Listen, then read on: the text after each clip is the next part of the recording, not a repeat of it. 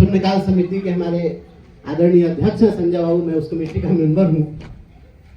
और पूर्व मंत्री हमारे बड़े भाई युवा साथी इसराइल मंसूरी साहब नगर विधायक जी चले गए हैं। और कैसी विडंबना है कि यहाँ जो प्राध्यापक, जो शिक्षक पीजी पीएचडी कराते हो, जो तमाम तरह के नौकरी पेशा के लोगों को यहाँ से आप प्रोडक्ट के रूप में भेजते हैं, आप पढ़ा करके और हर क्षेत्र में भेजते हैं, पूरे सरकार को, पूरी दुनिया को आप रोशन करते हैं अपने परिश्रम से। जो आप अनगढ़ हीरे को तराश कर कोहिनूर बनाकर उसकी रोशनी पूरे दुनिया को आप बिखेरते हैं, आईएएस आईपीएस पैदा करते हैं, प्रोफेसर डॉक्टर इंजीनियर सब आप बना रहे हैं। और ऐसे शिल्पकार लोग रोटी के सवाल से जूझ रहे हो, तो इससे तो अच्छा है कि अनपढ़ ही रहा जाता। अनपढ़ अशिक्षित रहते तो रोजगार की गारंटी होती। और आज इस दौर में भी यहाँ पर बात हो रही है कि नहीं, इन्हें अनुदान मिलना चाहिए। मैं इसका विरोधी हूँ। अनुदान क्यों मिलना चाहिए? वेतनमान मिलना चाहिए। अनुदान का भिख मांगा है। अनुदान का मतलब क्या है? आपसे दान मांगने के लिए आए हैं क्या? आप 21वीं सदी में और जहाँ पर आप कह रहे हैं सुशासन की सरकार है, तो सुशासन की सरकार में आप फिर अभी से जो 40-50 साल पहले लोग बताते हैं कि गुरुजनों के माथे पर आंख पर पट्टी बांध के, बच्चा के पट्टी बांध करके गुरुजी लोग शनिचरा सुनवाते थे, वो शनिचरा सुनवाइएगा यार। बिल्कुल बीत रही शिक्षा नीति और अनुदान की नीति बिल्कुल गलत है। और मैं बहुत बेबाक बोलता हूँ, किसी को बुरा लगे भला लगे, हमको उससे कोई फर्क नहीं पड़ता है।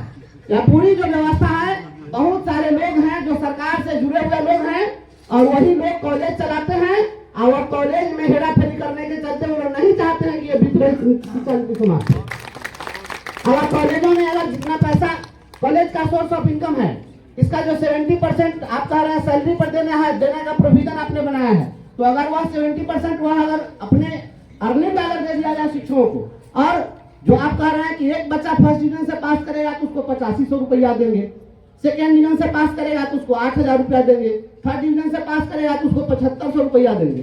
तो जो बच्चों को पास करा करके उसके आधार पर जो आप अनुदान देने की बात करते हैं, अगर उस अनुदान को जोड़ दिया जाए तो वेतनमान से जितना पैसा मिलेगा उससे ज्यादा पैसा शिक्षकों का हो जाएगा।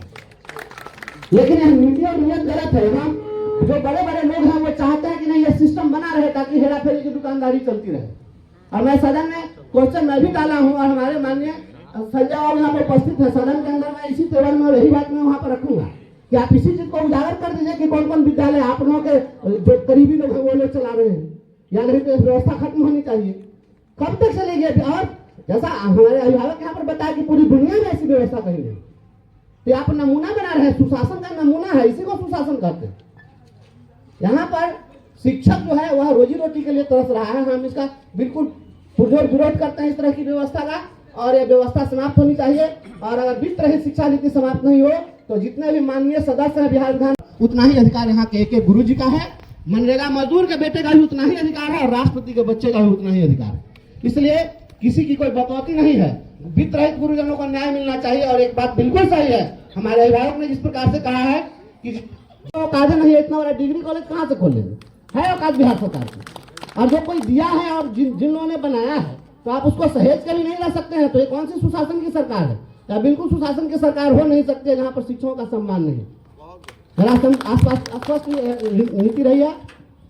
इसलिए राह संघर्ष की हम चुने, जिंदगी आंसुओं में नहाई न हो। इसलिए राह संघर्ष की हम चुने, जिंदगी आंसुओं में नहाई न हो किसी के लिए मखमली बिस्तरा, हो किसी के लिए मखमली बिस्तरा, और किसी के लिए एक चटाई न हो। इसलिए राह संघर्ष की हम चुने, जिंदगी आंसुओं में नहाई न हो। दम न तोड़े कहीं भूख से बचपना, दम न तोड़े कहीं भूख से बचपना, रोटियों के लिए फिर लड़ाई न हो। इसलिए राह संघर्ष कि हम चुने जिंदगी आंसुओं में नहाई न हो। मैं चाहता हूं कि रोटी के सवाल पर गुरुजनों को लड़ना नहीं पड़े, यह लड़ाई अब विराम की ओर जानी चाहिए।